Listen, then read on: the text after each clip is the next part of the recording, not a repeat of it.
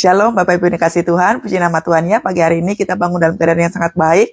Puji Tuhan, Tuhan Yesus selalu dahsyat dalam setiap kehidupan kita. Mari saya ajak Bapak Ibu untuk berdoa bersama-sama. Bapa Allah Roh Kudus, terima kasih Tuhan. Buat pagi hari ini, terima kasih. Tuhan selalu baik bagi setiap kami. Apapun yang sedang kami alami hari-hari ini Tuhan, kami tetap mau bersyukur. Kami bangga punya Tuhan seperti-Mu. Kalau pagi hari ini kami boleh melihat pagi, pertanda bahwa kasih Tuhan terus melekat di hati kami. Rahmat Tuhan selalu baru bagi kami. Terima kasih Tuhan, biarlah damai sejahtera dan roh sukacita terus menetap tinggal di hati kami. Tuhan, kami mau duduk sebagai seorang murid. Berbicaralah kepada kami semua. Urapilah kami, bimbing kami, pimpin kami pagi hari ini. Sampai kami benar-benar paham, kami mengerti isi hati Tuhan. Hingga kekuatan Tuhan turun memenuhi setiap kami. Dan kami boleh menjalani aktivitas kami dengan sangat baik. Terima kasih, terima kasih. Terpujilah nama Tuhan Allah, haleluya. Amin, amin. Wow. Ya, tema kita pagi hari ini adalah firman Tuhan yang menguatkan. Buka kitabnya saudara di kitab Roma 1, ayat yang ke-16 dan 17. Kita akan belajar dua ayat ini. Ya, mari saya ajak untuk baca sama-sama. Injil itu kekuatan Allah. Sebab aku mempunyai keyakinan yang kokoh dalam Injil, karena Injil adalah kekuatan Allah yang menyelamatkan setiap orang yang percaya. Pertama-tama orang Yahudi, tetapi juga orang Yunani. Sebab di dalamnya nyata kebenaran Allah yang bertolak dari iman dan yang memimpin kepada iman, seperti ada tertulis, orang benar hidup oleh iman. Wow. Ya, keren banget. Sebab aku mempunyai keyakinan yang kokoh. Garis bawahi ini. Keyakinan yang kokoh. Kita akan membahas apakah keyakinan yang kokoh itu. Nah, dalam bahasa Yunaninya, epasunomai, ya, epasunomai, itu artinya begini, firman Tuhan itu. Kejar, jangan ditolak, kemudian jangan merendahkan. Nah, saya ulang ya. Pengertian daripada keyakinan yang kokoh. Nah, ini penting saudara ya. Keyakinan yang kokoh, pengertian yang pertama itu artinya kejar, jangan ditolak, jangan merendahkan. Firman Tuhan itu harus kita baca, kita renungkan, kita lakukan. Firman Tuhan itu adalah ini, isi hati Tuhan. Kita sudah tahu ya, di sini dikatakan bahwa Injil adalah kekuatan Allah. Firman itu harus kita kejar, yang artinya segala sesuatu yang kita lakukan, apa saja yang kita lakukan, yang sedang kita alami sekarang, yang apa yang ada dalam pikiran kita saat ini, kejar dulu firman Tuhan. Kejar dulu firman Tuhan. Jangan mengejar yang lain, jangan cari bantuan yang lain, jangan melakukan apapun, kejar dulu firman Tuhan. Itu namanya keyakinan yang kokoh. Pengertian berikutnya adalah jangan ditolak. Karena firman Tuhan itu adalah isi hati Tuhan, isi kepalanya Tuhan. Itu kan penting toh, isi kepala. Justru isi kepala seseorang itu yang akan menuntun kita membuat keputusan, membuat langkah kita menjadi lebih kuat, berkeputusan, bagaimana harus bertindak. Nah, itu adalah isi kepala. Jangan ditolak. Pengertian daripada epasunomai itu tuh artinya jangan menolak satu kata pun dari apa yang difirmankan Tuhan. Kejar, jangan ditolak, apalagi diremehkan. Jangan pernah meremehkan firman Tuhan satu kata pun. Apalagi kalau sampai kita mengatakan bahwa ini nggak relevan, nggak mungkin banget saya melakukan ini. Anda nggak ngejar Tuhan, Anda tidak tahu isi hati Tuhan, Anda sudah meremehkan Tuhan. Jadi paham ya, waktu kita tidak melakukan firman, waktu kita tidak menghormati Tuhan, kita sudah merendahkan Tuhan. Kita sudah meremehkan Tuhan. Dan setiap daripada isi hati Tuhan itu, karena kita itu adalah ciptaan Tuhan. Kita tahu bahwa Hawa waktu melanggar perintah Allah supaya tidak makan buah pengetahuan, apa yang terjadi? Terima hukuman kan? Nah, ada konsekuensi yang diterima oleh Adam dan Hawa. Sama. Waktu kita tidak melakukan firman Tuhan, selalu ada konsekuensi. Selalu ada konsekuensi yang kita terima. Nah, kemudian pengertian yang kedua. Injil itu bukan teori. Bukan juga ide manusia. Jadi ini bukan tulisan manusia. Ini bukan teori. Ini adalah isi kepalanya Tuhan. Isi hatinya Tuhan. Contoh, waktu Yesus minta supaya para murid-murid itu melakukan apa yang dilakukan Yesus, itu adalah kerinduan. Makanya ada namanya amanat agung. Nah, namanya aja amanat. Berarti apa toh? Tugas. Kalau kita tidak melakukan amanat agung, ya berarti kita tidak melakukan tugasnya Tuhan. Jadi, Injil itu bukan teori. Kalau Tuhan sudah katakan bahwa mengucap syukurlah dalam segala hal, berarti Tuhan itu sudah tahu banget konsekuensi kenapa kita tuh harus mengucap syukur. Kalau kita tidak ada rasa ucapan syukur, kejadiannya adalah kita menjadi sensitif, kita menjadi sakit-sakitan, kena GERD, kena lambung, ada konsekuensi yang harus kita terima, kita menjadi orang yang gampang marah, uring-uringan, dan lain sebagainya. Tuhan tahu banget. Makanya kalau dalam sebuah perusahaan, dia seorang CEO yang tahu bagaimana harus melakukan sesuatunya. Bukan teori, bukan isi pikiran manusia, tetapi isi hatinya Tuhan. Pengertian keyakinan yang kokoh berikutnya adalah begini, kekuatan Allah. Kekuatan Allah yang kayak begini nih, keren. Yang mengubahkan, membebaskan, menyelamatkan. Makanya tadi saya sudah katakan bahwa pengertian yang pertama dari keyakinan yang kokoh tadi itu kejar, jangan ditolak, jangan direndahkan. Supaya firman Tuhan yang kita baca, kita renungkan, dan kita lakukan tiap hari itu bisa mengubahkan hidup kita, membebaskan kita, dan udah pasti menyelamatkan kita. Itulah pentingnya tidak meremehkan firman, tidak merendahkan firman. Karena sekali lagi, keyakinan yang kokoh itu adalah isi hati Tuhan, isi pikirannya Tuhan, yang bisa membebaskan kita, mengubahkan hidup kita, memerdekakan kita. Nah, pengertian keyakinan kokoh yang berikutnya itu adalah kayak begini. Wow, keren. Transformasi total. Perjumpaan dengan Tuhan. Wow. Saudara, kenapa banyak orang tidak bisa baca firman Tuhan? Kenapa kalau baca firman Tuhan suka ngantuk, suka tidak paham? Yang pertama, iblis tahu ini kekuatan Allah. Makanya seringkali kita ngantuk, kita nggak paham, kita nggak kuat, kita nggak ngerti. Yang pertama, iblis tahu kekuatan Tuhan itu jangan pernah dibaca oleh manusia. Yang kedua, firman Tuhan itu akan menyelamatkan, akan menguatkan, akan membebaskan. Makanya seringkali kalau kita nggak berjuang dengan sungguh-sungguh untuk kita bayar harga di pagi hari, kita gampang sekali terseret arus dunia. Itulah pentingnya firman Tuhan. Firman Tuhan transformasi total. Mengalami satu perjumpaan dengan Tuhan. Gara-gara firman Tuhan berapa banyak? Gara-gara firman Tuhan orang berubah.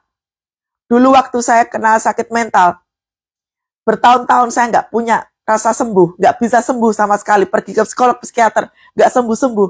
Tapi gara-gara satu firman Tuhan, yaitu di kitab Yeremia pasal 1, mengubahkan saya banget. Membuat mencelikkan mata saya bahwa saya diciptakan Tuhan, ada tujuan ilahi. Saya ditetapkan, saya dikuduskan, saya dibentuk oleh Tuhan untuk menjadi nabi bagi bangsa-bangsa. Nah, itu yang diucapkan Yeremia. Dan itu juga yang diucapkan pada saya. Makanya saya katakan bahwa saya dipilih Tuhan, saya ditetapkan Tuhan, saya dipilih, ditetapkan, dikuduskan oleh Tuhan untuk dipersiapkan menjadi nabi bagi bangsa-bangsa. Itu yang membuat saya tercelik matanya bahwa saya spesial. Saya berharga di mata Tuhan. Ketika orang mengatakan bahwa, oh ternyata Kathy sakit mental, oh ternyata Kathy berkepribadian ganda, oh ternyata Kathy gila, oh ternyata, nah itu kan semua tipuan iblis. Firman Tuhan seperti tadi itu ya, keyakinan yang kokoh atau epasunomai, itu artinya adalah transformasi total. Makanya saya bisa sembuh total, saya bisa merasakan hadirat Tuhan yang luar biasa, saya diselamatkan Tuhan, Tuhan mengubahkan saya, Tuhan membebaskan saya, Tuhan menyelamatkan saya, Tuhan mencelikan mata saya bahwa ini bukan teori, ini adalah isi hati Tuhan, dan saya mengalami perjumpaan dengan Tuhan. Keren banget.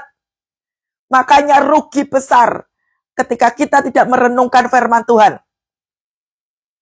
Kalau Anda ngantuk, Anda tidak ngerti, jangan langsung ditutup. Itu yang membuat transformasi total. Firman ini yang membuat kita itu mengalami perjumpaan dengan Tuhan. Lalu keyakinan yang kokoh, pengertian berikutnya itu adalah begini. Hidup kita jadi berintegritas. Karena kita itu dituntun oleh Tuhan melalui firman Tuhan ini. Apa yang kita katakan, apa yang kita ucapkan, apa yang kita deklarasikan tiap hari itu membuat hidup kita berintegritas. Yang kita baca, yang kita lakukan. Jadi hidup kita itu terarah. Hidup kita dipimpin sama Tuhan, enak. Kita harus ke kanan atau ke kiri, kita lurus atau kita mundur, kita diam dulu atau kita langsung bergerak. Ini firman Tuhan. Raja Daud tidak akan pernah bisa mengalahkan Goliat kalau dia nggak tanya sama Tuhan. Bagaimana Daniel bisa begitu taatnya untuk melakukan firman Tuhan. Daniel nggak mungkin, saudara, bisa menolak Nebukadnezar untuk apa? Untuk tidak menyembah sesembahan raja. Kalau dia hidupnya nggak dipimpin oleh Tuhan. Saya dulu pemabok, saya dulu perokok, saya dulu minum minuman keras, saya dulu narkoba.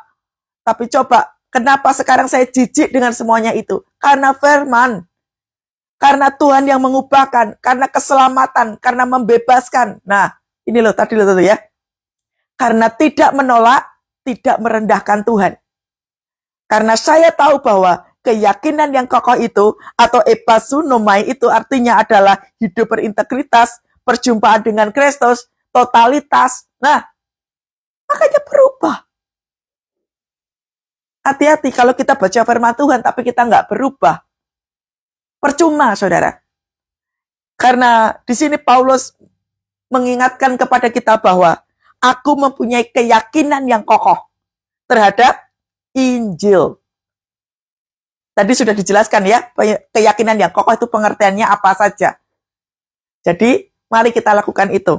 Berikutnya, karena Injil adalah kekuatan Allah yang menyelamatkan setiap orang. Nah, apakah kekuatan Allah? Kekuatan Allah itu artinya begini. Yang pertama, merubah kehidupan. Wow. Dulu saya suka kerja. Dari zaman saya belum kuliah, saya kuliah. Ya, kemudian saya kerja, kebetulan saya nilainya bagus, saya dipromosikan oleh perusahaan, dapat ini, dapat itu. Gak ngerti firman. Gak ngerti kekristenan. Udah jadi Kristen lama. Bahkan sudah melayani. Tapi saya tidak punya hubungan yang intim dengan Tuhan. Banyak orang Kristen, tapi nggak memiliki keintiman dengan Tuhan. Karena apa? Nggak memiliki keyakinan yang kokoh. Nah, tapi begitu mengerti firman, mempunyai keyakinan yang kokoh, hidupnya pasti berubah. Seiring berjalannya waktu, sekalipun saya kerja, pagi-pagi saya kerja, begitu ya, saya tetap melayani Tuhan. Saya tetap jadi pengerja. Saya tahu kapan harus melayani. Saya tahu. Nah, jadi kekuatan Allah pengertian yang pertama itu adalah merubah kehidupan. Ya, yang dulunya banyak kejahatan, banyak kesalahan, banyak dosa, terikat dengan dosa dan lain sebagainya itu karena firman Tuhan, maka yang terjadi adalah rubah hidupnya. Pengertian yang kedua adalah kayak begini. Merdeka dari belenggu. Bagaimana saya bisa pulih dari skizofrenia secepat itu? Wah, berasa kayak dibalikkan keadaannya cepet banget. Memerdekakan belenggu. Itulah kenapa firman Tuhan itu diperkatakan. Perkatakan firman Tuhan.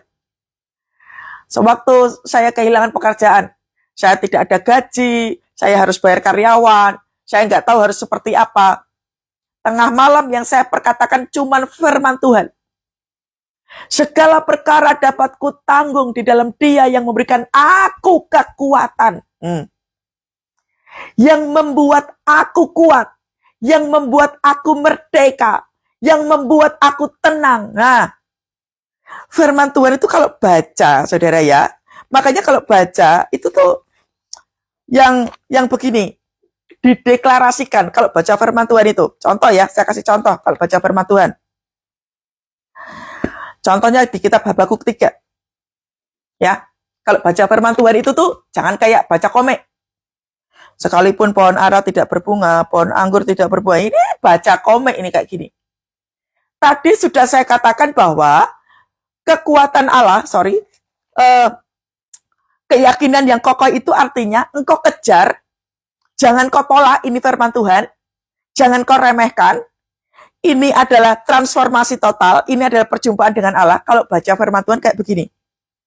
Yes Tuhan, sekalipun pohon ara tidak berbunga, sekalipun pohon anggur tidak berbuah, oh Tuhan, sekalipun hasil pohon yang mengecewakan dan sekalipun ladang-ladang tidak menghasilkan bahan makanan, aku Kathy akan bersorak-sorai di dalam Tuhan. Aku Kathy akan senantiasa beria-ria di dalam Allah yang menyelamatkan Kathy. Karena Allah Tuhannya Kathy ini adalah kekuatan Kathy. Nah kayak gitu loh kalau baca. Engkau kalau baca firman Tuhan harus berapi-api. Karena itu adalah deklarasi. Tadi kan sudah dibilang, itu kekuatan Allah. Itu transformasi total. Itu mengubahkan. Itu menyelamatkan. Itu membebaskan. Waktu diperkatakan seperti itu, belenggunya terlepas. Makanya kekuatan Allah itu apa? Merdeka terhadap belenggu. Yang seharusnya saya ketakutan, yang seharusnya saya stres, yang seharusnya saya bunuh diri, nyerah. Tapi karena memperkatakan firman Tuhan, meyakini ini loh, kayak si Paulus bilang, mempunyai keyakinan yang teguh. Maka itu firman Tuhan menghidupkan. Harusnya kan stres. Saya enggak. Harusnya saya susah tidur. Enggak. Seharusnya saya kesakitan terus-menerus. Enggak sama sekali.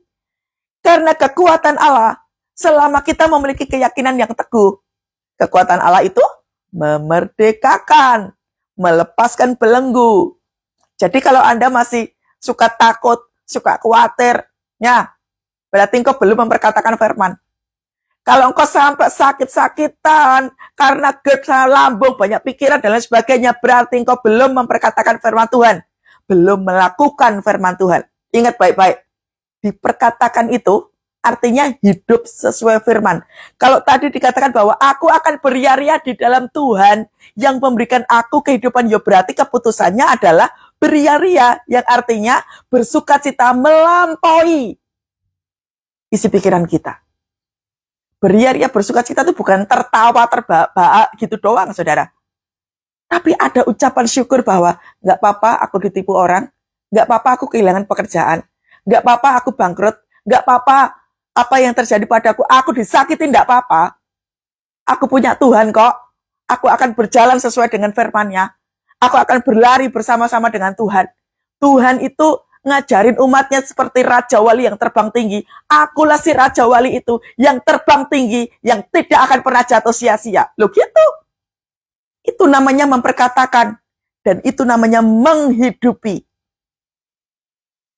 Makanya waktu saya kena layoff, waktu saya tutup perusahaan, waktu tabungan saya sudah 0 rupiah, saya tetap hidup, saya tetap pelayanan. Gak ada alasan buat saya berhenti pelayanan. Gak ada alasan buat saya maki-maki Tuhan. No. Itulah pentingnya memperkatakan firman Tuhan. Semakin hari semakin kuat. Semakin kepepet, semakin ke pojok, makin kuat. Karena apa? Menghidupi firman. Nah, sesekali takut gak apa-apa. Sesekali gentar ya gak apa-apa. Sesekali nangis juga enggak apa-apa. Manusiawi. Tapi jangan lupa hidupi firman Tuhan. Ya. Berikutnya, kekuatan Allah artinya apa? Hidup dalam pertobatan. Nah, jangan cuma, Bu Kety bilangnya suruh memperkatakan, harus bersuka cita, harus beria-ria. Jangan salah. Hidup harus dalam pertobatan. Hanya kita, hanya Anda dan Tuhan yang tahu dosamu apa. Dosa saya juga tahu dosa saya apa. Mau bertobat atau tidak itu pilihan. Saya akui, Tuhan banyak merubah hidup saya. Justru di saat-saat kepepet, ke pojok, nggak tahu arah itu, justru Tuhan mengubah saya banyak. Kenapa ada proses? Kenapa bangsa Israel itu dibawa Tuhan keluar dari tanah Mesir itu? Begitu banyak proses yang harus dia lewati. Karena Tuhan pengen mengubah bangsa Israel. Dari yang rakus karena daging, rakus karena apa? Karena makanan yang enak-enak, rakus terhadap apa? Kehidupan dari zona nyaman itu, Tuhan hendak mengubah. Supaya apa? Supaya benar hidupnya. Makanya kalau diproses sama Tuhan itu manut. Diproses Tuhan manut. Waktu perusahaan ditutup, iblis berusaha pengaruhi saya. Tuh kan Kety, kamu udah taat sama Tuhan, perusahaanmu ditutup, kamu kehilangan pekerjaan, wah kamu nggak bisa makan, mana duitmu nggak ada, beli roti harga 16.000 aja kamu nggak bisa bayar. Kuat-kuatan saudara. Telingamu dan matamu dipertontonkan sama iblis, sama situasi-situasi yang nggak enak itu. Kuat-kuatan. Makanya kuat-kuatannya pakai apa? Firman. Itulah kenapa ketika kita tidak punya firman di dalam kepala kita, mulut kita tidak memperkatakan firman. Udah. Bu, doakan saya, Bu, saya stres. Bu, doakan saya, Bu, saya stres. Itu terus. Jangan mau dilemahkan tubuhmu. Jangan mau dilemahkan jiwamu. Apalagi dilemahkan rohmu. Makanya ketika pikiran kita udah mulai ruwet, kau harus tahu ini firman. Makanya baca firman Tuhan itu jangan nunggu situasi enak. Jangan nunggu situasi tidak enak dulu. Semua keadaan kita ini, bangun pagi-pagi, ojo males. Pagi-pagi bangun males. Begitu kena hantaman, tidak ngerti toh. Nah, hiduplah dalam pertobatan. Pagi-pagi bayar harga, bangun siang. Itu pemalas. Ya, ke gereja telat. Itu pemalas. Ibadah online, itu pemalas. Ya, saya tahu ini yang live itu ada ya kayak gitu. Kalau engkau nggak bertobat, ya syukur, nggak punya kekuatan. Bertobat. Sorry ya, saya kalau ngomong apa adanya. Kalau malas-malasan jangan jadi Kristen. Udah, kalau malas-malasan itu jangan jadi Kristen. Kalau apa-apa suka telat, bangun telat. Kalau ada masalah baru doa, nggak usah jadi Kristen, nggak jadi contoh. Percayalah, apalagi kalau Anda punya anak, nggak jadi contoh. Anakmu akan sama kayak dirimu. Pagi hari ini kau buka matamu, buka telingamu. Nih, firman Tuhan ini. Saya kapok, saudara jadi orang berdosa terus, saya kapok. Makanya saya puji Tuhan. Ini firman mengubahkan saya punya kehidupan. Pengen apa, Rak, saudara? Pengen apa enggak? Berikutnya ya, kekuatan Allah. Pengertian berikutnya, udah pasti nih. Kalau tadi itu merubah kehidupan, kemudian memerdekakan belenggu, kemudian hidup dalam pertobatan, ini keren. Mengalami mujizat yang dinanti-nantikan banyak orang. Nah, jangan cuma mujizat terus, yang kau nanti-nantikan. Ngerti enggak tadi keyakinan yang kokoh tadi apa pengertiannya? Nah, jangan nolak firman, jangan merendahkan Tuhan. Ayo hidup berintegritas. Keren toh saudara. Alami mujizat. Mujizat, kalau ngomong mujizat itu pikirannya itu jangan duit, posisi kerjaan. Jangan itu terus. Mujizat yang pertama itu adalah apa? Pertobatan. Kita jadi berubah. Kok tiba-tiba Kety jadi ini ya, jadi pintar berdoa ya. Kok tiba-tiba anak saya jadi bisa berbahasa roh. Kok tiba-tiba anak saya bisa berdoa. Itu loh, namanya mujizat. Jadi waktu ada tekanan, ada hambatan, ada tekanan dan lain sebagainya itu, tiba-tiba kok kok jadi ada mesbah doa ya? Kok tiba-tiba suami saya gandeng tangan saya, ayo ma, kita doa sama-sama, ayo pak, kita doa sama-sama. Loh, ngono loh. Itu namanya mujizat. Keren. Kemudian yang terakhir, kekuatan Allah itu artinya kayak begini. Kekuatan Allah itu ternyata adalah iman. Jadi kalau kita ngaku orang beriman, berarti ada kekuatan Allah di dalam diri kita. Padahal kekuatan Allah tadi apa? Merubah hidup, merdeka dari belenggu, kemudian hidup dalam pertobatan. Itu namanya paket lengkap dari namanya iman.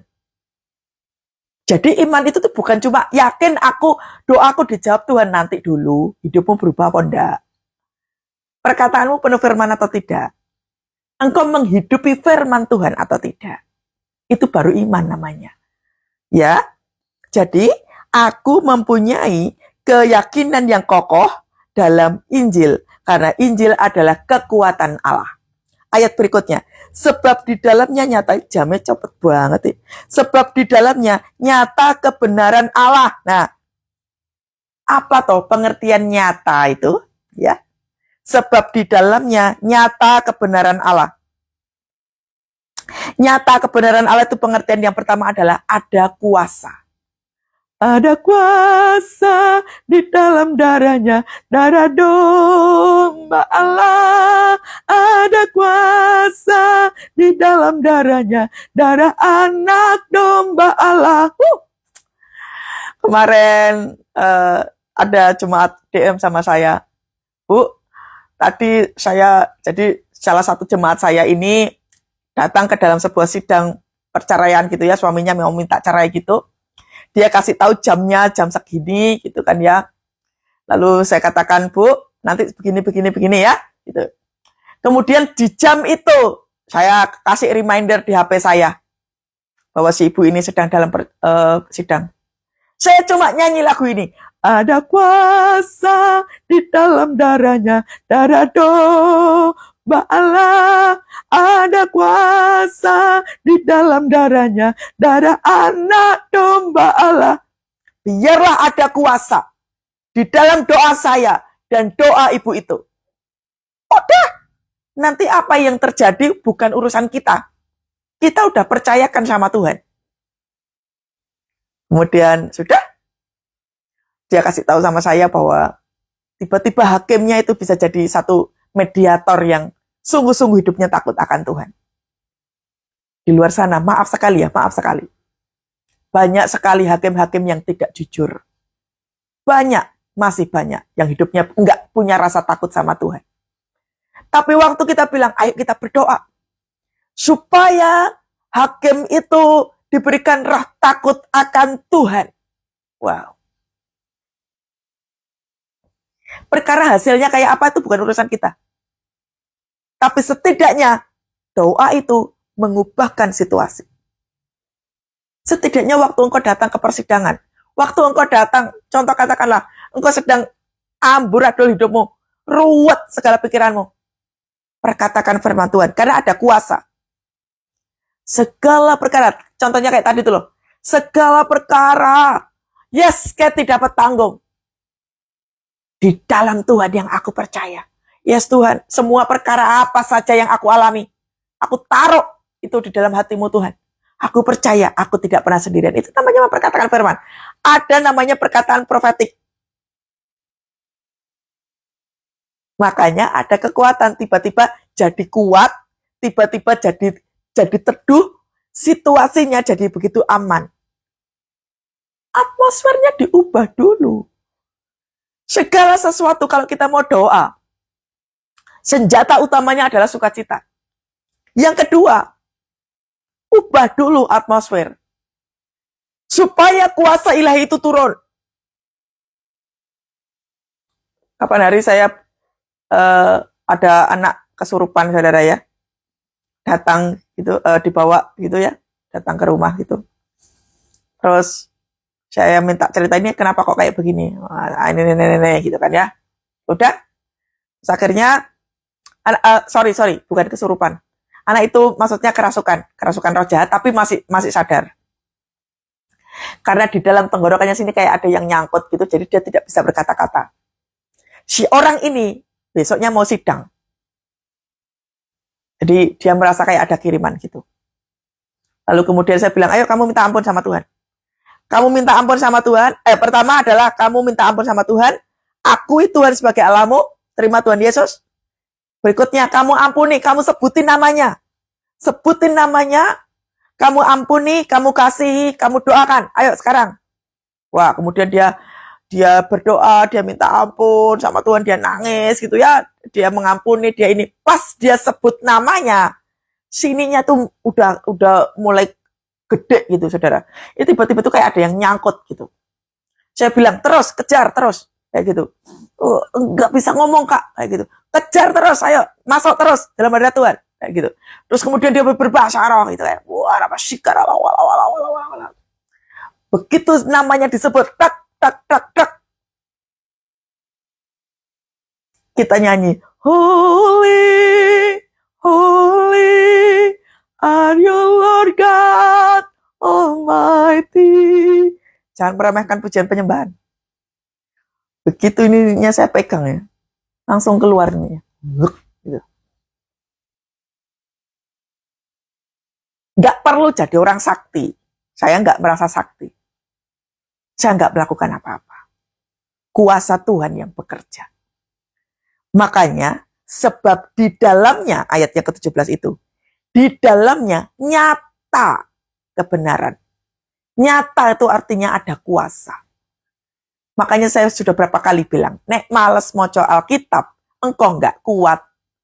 Kalau Anda males baca Alkitab, Anda akan stres terus-menerus.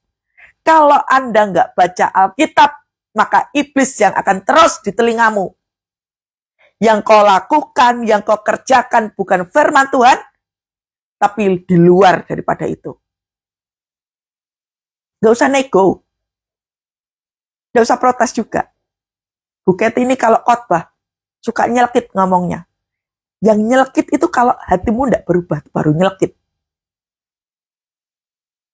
Kalau Anda cari khotbah, cuma dilus-lus sini, pengen khotbah sing adem-adem ayem, makanya dilahap habis sama iblis. Gampang toh dilahap habis. Ya enggak? Firman Tuhan itu ada kekuatan. Mau tak? Kayak orang yang saya layanin yang kerasukan setan ini. Kalau udah kerasukan setan, mau apa loh saudara? Yang ada kita minta tolong sama orang, minta tolong hamba Tuhan, tolong saya kerasukan setan. Gak bisa ngetok ke dewe, gak bisa mengeluarkan toh. Karena gak ada kekuatan. Makanya tadi keyakinan yang kakak tadi pengertiannya apa saudara? Jangan merendahkan firman. Waktu engkau nggak baca firman, kau merendahkan, kau menyepelekan Tuhan. Gak kuat toh. Pengertian berikutnya, wih keren. Nyata pengertian berikutnya yang kedua, itu artinya begini. Ditampakkan terang. Yang tadinya gelap, waktu saya ingat banget, waktu masa pandemi itu kan benar-benar suram banget kan ya. Kerja kantor saya udah tutup. Hidup saya itu antara saya ini sebenarnya kena PHK atau enggak. Perusahaannya udah enggak ada uang juga. Banyak karyawan yang sudah saya layoff juga gitu.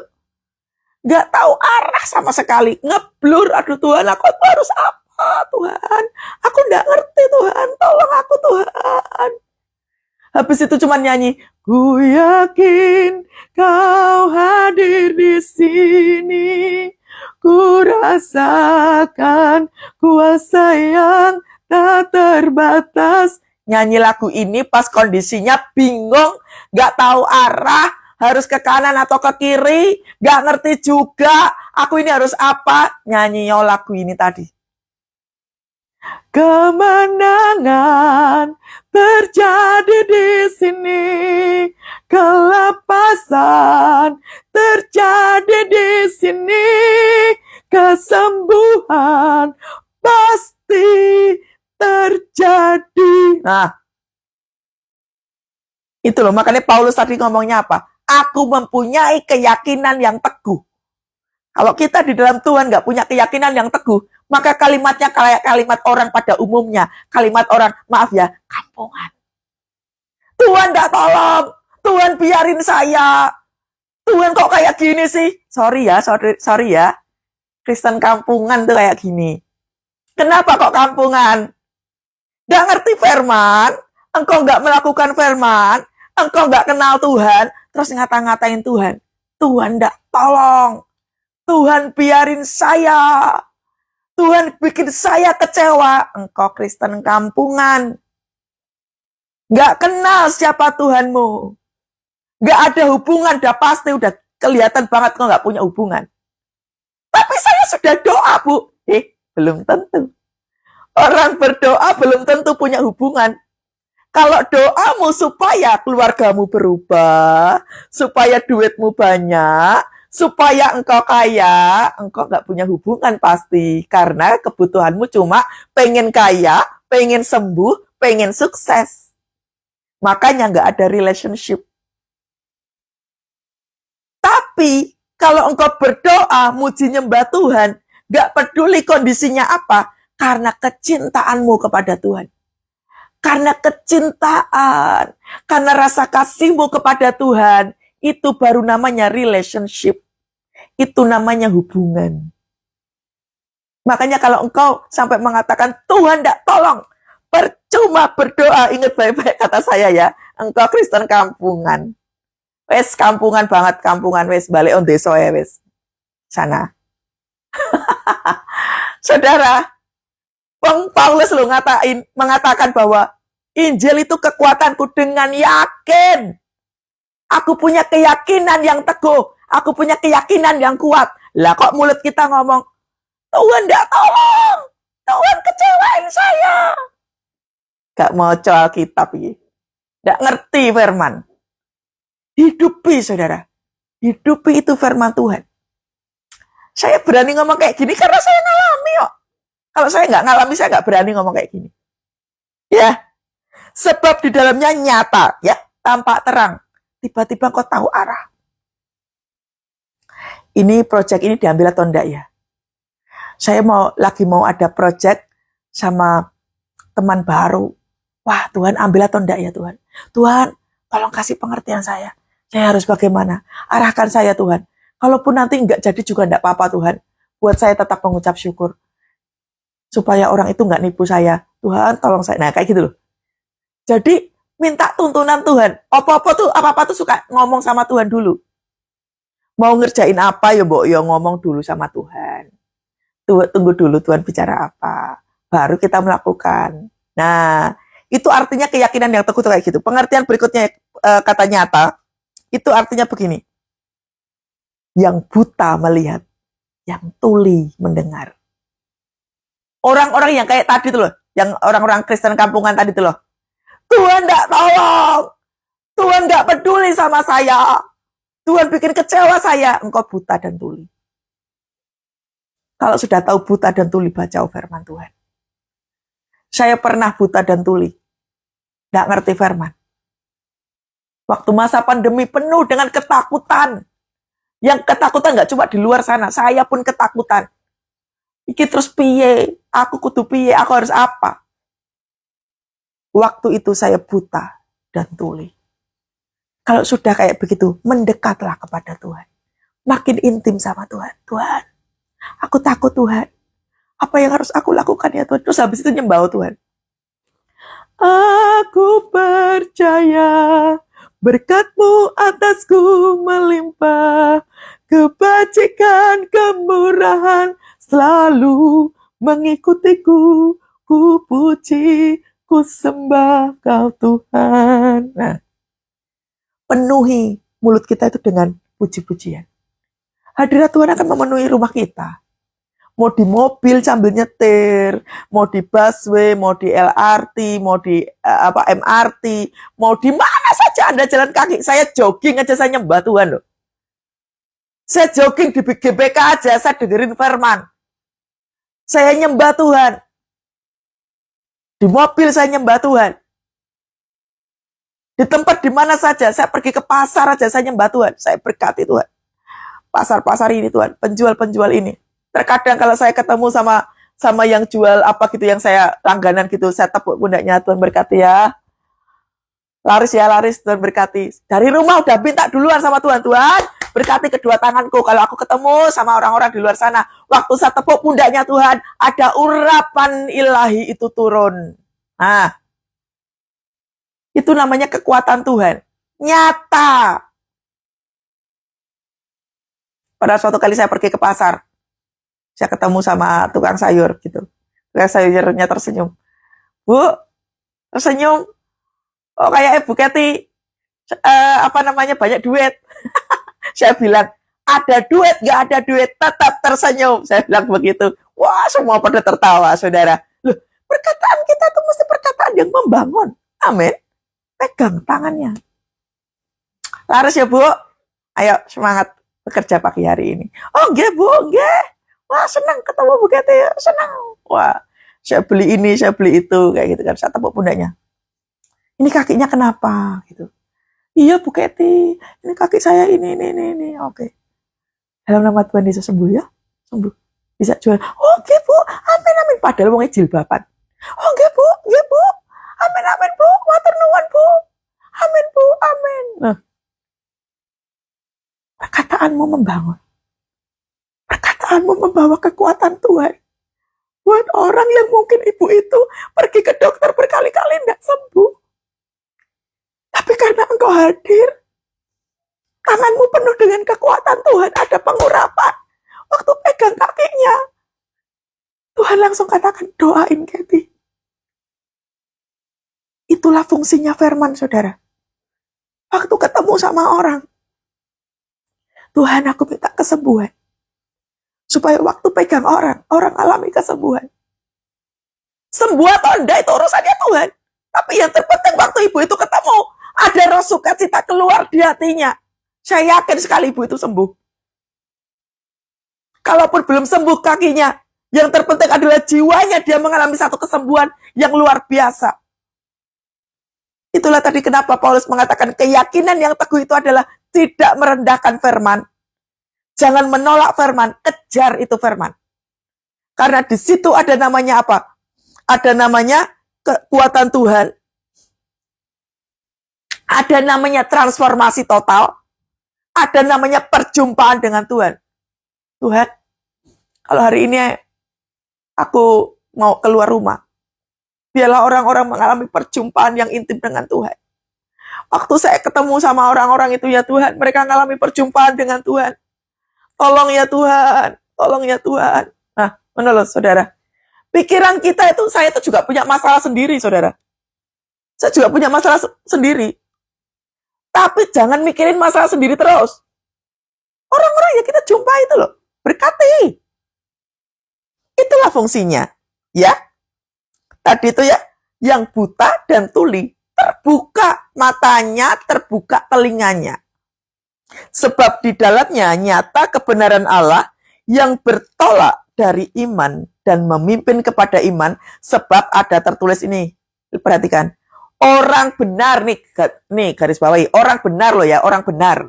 Hidupnya benar atau belum?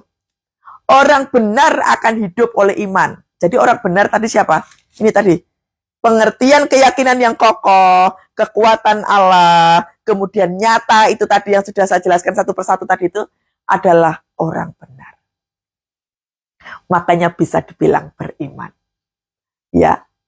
Perkara mujizat terjadi atau tidak itu urusan belakangan, saudara. Jangan mikir ke situ. Nanti stres. Hidupnya berubah atau tidak? Sebenarnya berubah. Hidup kita tuh pasti berubah. Kalau kita itu ada dalam hadirat Tuhan itu pasti berubah.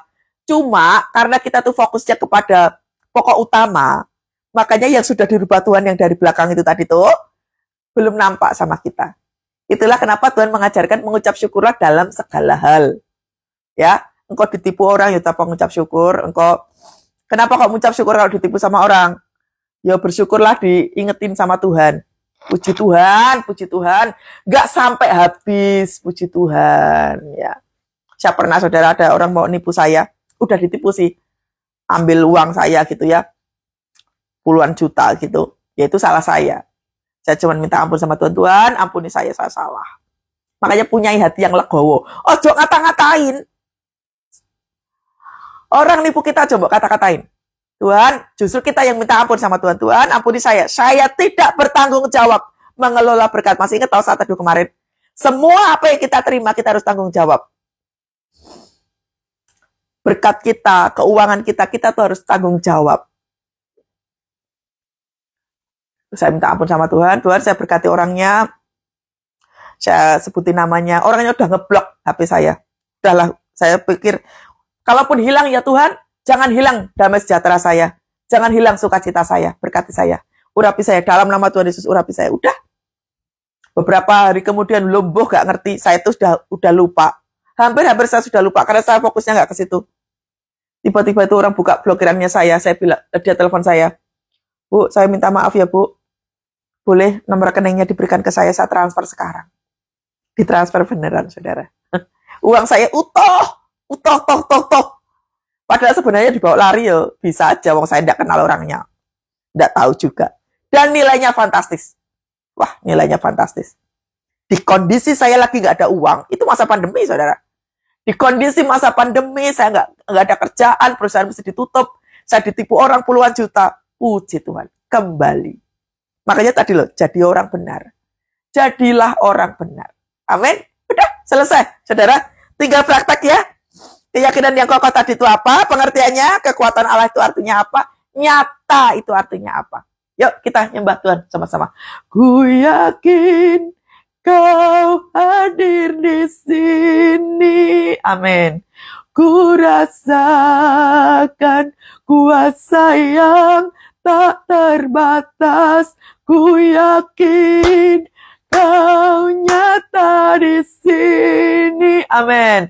Kemenangan, yes, terjadi di sini. Lagi katakan, ku yakin Kau hadir di sini. Ku rasakan kuasa yang tak terbatas. Ku yakin Kau nyata di sini. Dengan iman, kesembuhan terjadi di sini. Kelepasan terjadi di sini. Sukacita terjadi di sini. Tuhan, kami percaya kepadamu. Kami bersyukur sebagaimana Paulus katakan, dengan keyakinan penuh. Kami beriman ya Tuhan, dengan keyakinan yang penuh. Setiap benih firman yang kami baca, yang kami perkatakan, yang kami lakukan, yang kami hidupi tiap-tiap hari ya Tuhan, menuntun langkah kehidupan kami. Kami kuat, kami menang, kami sembuh, kami pulih. Terima kasih Tuhan, terima kasih, terima kasih. Api Tuhan menyala bagi setiap kehidupan kami. Ada roh sukacita yang membangkitkan kami. Ada kebangkitan di dalam diri kami ya Tuhan. Di dalam nama Tuhan Yesus, segala kelemahan tubuh, segala roh takut, segala gentar, segala cemas, segala kekhawatiran hidup, sekarang kami hempaskan keluar dalam nama Tuhan Yesus. Biarlah roh sukacita memenangkan kami pagi hari ini. Wow, ada kebangkitan di dalam diri kami ya Tuhan. Terima kasih Bapak, terima kasih. Ubah atmosfer rumah kami ya Tuhan. Datanglah kerajaan-Mu, jadilah kehendak-Mu di rumah kami, di hati kami, di pikiran kami, seperti di sorga. Yes, dahsyat Tuhan, dahsyat Tuhan. Kami menang di dalam Tuhan. Kami percaya apa yang kami kerjakan, apa yang kami pergumulkan, Tuhan berkati. Tuhan buat jadi berhasil. Sebagaimana Engkau memberkati Yusuf, Tuhan urapi kami. Tuhan pimpin kami, langkah hidup kami. Terima kasih Allah Roh Kudus, terima kasih. Saya mendengar saudara tadi pagi, di dalam benak Anda berkata sama Tuhan, Tuhan udah lama banget mujizat gak terjadi. Tuhan katakan dengan kuat pagi hari ini, mujizat terjadi padamu sebentar lagi. Wow, yes Tuhan, kami mengimani semua apa yang Kau sampaikan. Bahkan kerinduan kami untuk beroleh mujizat. Kami percaya waktu kami berjalan di atas firman-Mu, mujizat Tuhan pasti terjadi. Kesembuhan total terjadi, keluarga kami dipulihkan. Keadaan keuangan kami dipulihkan. Anak-anak bisa sekolah dengan sangat luar biasa. Terima kasih Tuhan, anak-anak bisa mengalami kesembuhan. Bahkan anak-anak boleh mengalami pertobatan daripada Engkau. Terima kasih. Pengurapan Tuhan turun bagi setiap kami. Kekuatan Tuhan turun bagi setiap kami. Urapan-Mu turun bagi setiap kami. Ayo, angkat tangan bersama-sama. Dan kiranya berkat daripada Allah Bapa, Putra, dan Roh Kudus menyertai kita semua pagi hari ini. Semua yang kita kerjakan, biarlah perkenanan Tuhan turun. Memerdekakan kita, membangkitkan kita, menyembuhkan kita. Orang-orang yang kita jumpai diberkati. Orang-orang yang kita sentuh diberkati, disembuhkan. Orang-orang yang kita doakan mengalami pemulihan. Segala hal yang kita kerjakan, Tuhan buat jadi berhasil. Dalam nama Tuhan Yesus. Haleluya. Amin. Tuhan Yesus dahsyat. Ya. Oke, selesai, saudara. Sampai ketemu besok pagi. Tuhan Yesus memberkati semuanya. Shalom. Ya.